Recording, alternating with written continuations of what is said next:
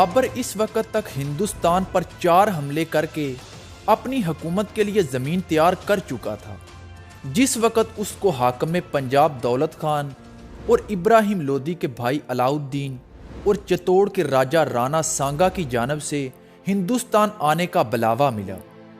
بابر جو پہلے ہی کسی موقع کی تلاش میں تھا، جیسے ہی اس کو یہ پیغام ملا تو اس نے فوراً ہندوستان کو فتح کرنے کے لیے 1525 عیسوی میں ہندوستان کی طرف پیش قدمی شروع کر دی۔ لیکن اتنے بڑے ملک کو فتح کرنے کے لیے اس کے پاس جو لشکر تھا، اس کی مجموعی تعداد بمشکل 10 سے 12 ہزار کے قریب تھی۔ پنجاب کو فتح کرنے کے بعد اس نے آگے بڑھ کر پانی پت کے میدان میں ابراہیم لودھی کو شکست دی اور اس کے بعد دہلی اور آگرہ پر بھی قبضہ جما لیا۔ دہلی اور آگرہ کی فتح کے بعد بابر نے اگرچہ ملک کے کسی حصے میں باقاعدہ لشکر کشی شروع نہیں کی تھی، لیکن پھر بھی شہزادہ ہمایوں اور دوسرے مغل سرداروں کی کوششوں سے چند ماہ کے اندر اندر مندرجہ ذیل مقامات زیر ہو گئے، جن میں قلعہ سانبل، اٹاوا، کنوج، دھولپور، جلیسر، جونپور، کالپی، بیانہ اور گوالیار کے قلعے شامل تھے۔ یہاں کے امرائے سلطنت نے بابر کی اطاعت قبول کر لی تھی۔ چتوڑ کا راجہ رانا سنگرام سنگھ عرف رانا سانگا، جس نے بابر کو ہندوستان آنے کی دعوت دی تھی اور یہ وعدہ بھی کیا تھا کہ اس کی فوجیں بابر کی فوجوں کے ساتھ مل کر ابراہیم لودھی سے لڑیں گی۔ اس نے جب یہ دیکھا کہ بابر نے ہندوستان میں پاؤں جمانا شروع کر دیے ہیں تو وہ بابر کے خلاف لڑنے کے لیے آمادہ ہو گیا۔ رانا سنگرام یہ چاہتا تھا کہ بابر ہندوستان آنے کے بعد ابراہیم لودھی کی حکومت کو ختم کر دے اور کابل واپس چلا جائے۔ اس کے بعد رانا سانگا ہندوستان میں راجپوتوں کی حکومت کا سنگ بنیاد رکھ سکے۔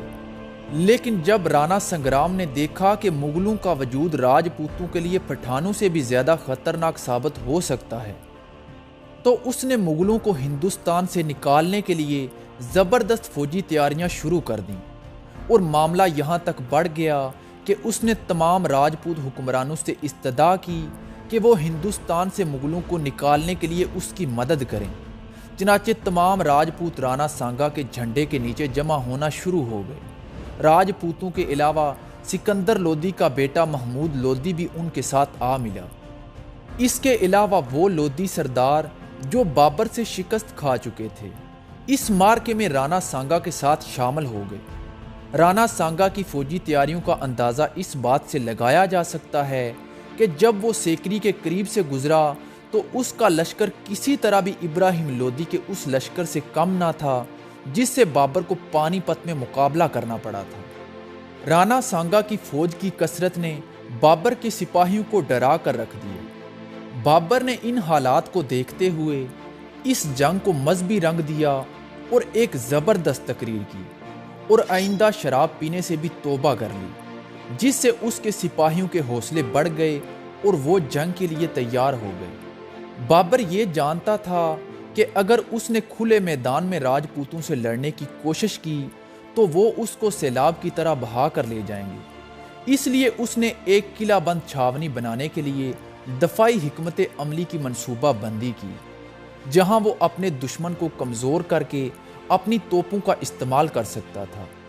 تذکرہ بابری میں بابر نے لکھا ہے کہ رانا سانگا کی فوج کی تعداد 2 لاکھ سپاہیوں پر مشتمل تھی، تاہم الیگزینڈر کنڈوج کے مطابق یہ ایک مبالغہ آرائی ہے، کیونکہ راجپوت فوج گجرات میں مہم کے دوران 40,000 کے قریب تھی۔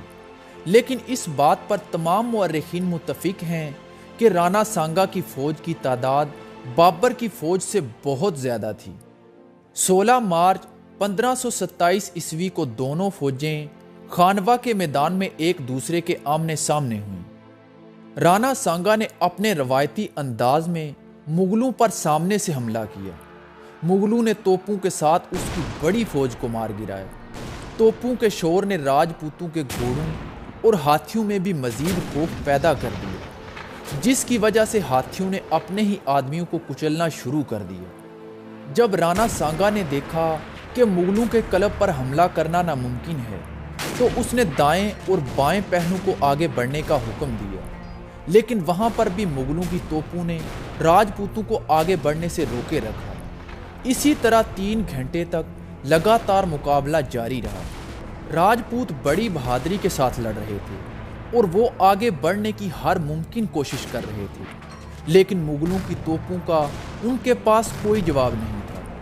بابر نے جب بھانپ لیا کہ راجپوتوں کی فوج پے در پے حملوں کے بعد اب مکمل طور پر تھک چکی ہے، تو اس نے اپنی فوج کو مورچوں سے باہر نکل کر راجپوتوں پر حملہ کرنے کا حکم دے دیا۔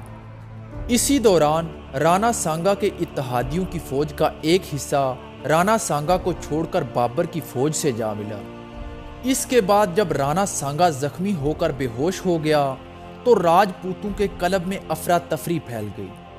بابر نے قلب کو کمزور دیکھتے ہوئے اپنا سارا زور قلب پر لگا دیا۔